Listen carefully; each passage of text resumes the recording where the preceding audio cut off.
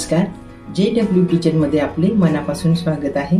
आज आपण सगळ्यांना आवडेल अशी चविष्ट सुक्या खोबऱ्याची चटणी करणार आहोत। त्यासाठी लागणारे साहित्य याप्रमाणे आहे।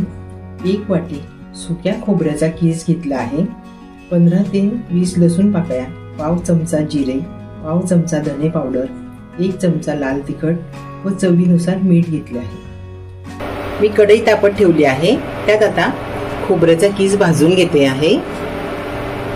आपण कीस ऐवजी खोबरे तुकडेही वापरले तरी चालेल। तर कमी हीटवर आपण छान लालसर भाजून घेऊ खोबरे। खोबरे छान भाजल्याने चटणी छान खमंग लागते मस्तच। खोबरे कीस कमी हीटवर छान भाजून झाले आहे लालसर। आता मी हीट बंद करून घेते। भाजून घेतलेला खोबरा कीस मी आता या भांड्यात काढून घेते आहे।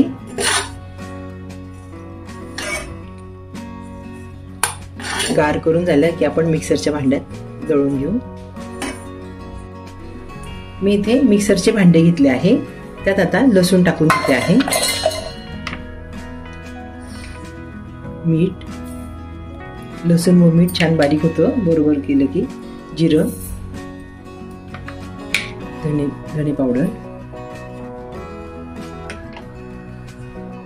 1 चमचा लाल तिखट, भाजून घेतलेला खोबरा कीस गार झाला आहे। आपण आता मिक्सरच्या भांड्यात टाकून घेऊ। छान बारीक करून घ्या होता आपण चटणी।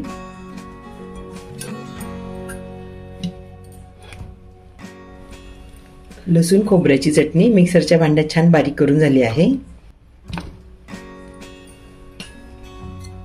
छान खमंग मस्त वास आलाय चटणीचा, छान बारीक झाली आहे। आता आपण बाउल मध्ये काढून घेऊ। खमंग रुचकर अशी लसूण खोबऱ्याची चटणी तयार झाली आहे। ही चटणी बनवून 1 ते 2 महिने सहज टिकते। थालीपीठ, गोड दशमी, पुरी यासोबत खाल्ल्यास खूप चवदार लागते। तर मग आपण पण अशा पद्धतीने चटणी घरी नक्की करून बघा। हा व्हिडिओ बघितल्याबद्दल धन्यवाद। व्हिडिओ आवडल्यास लाईक करा, शेअर करा आणि सबस्क्राईब करा।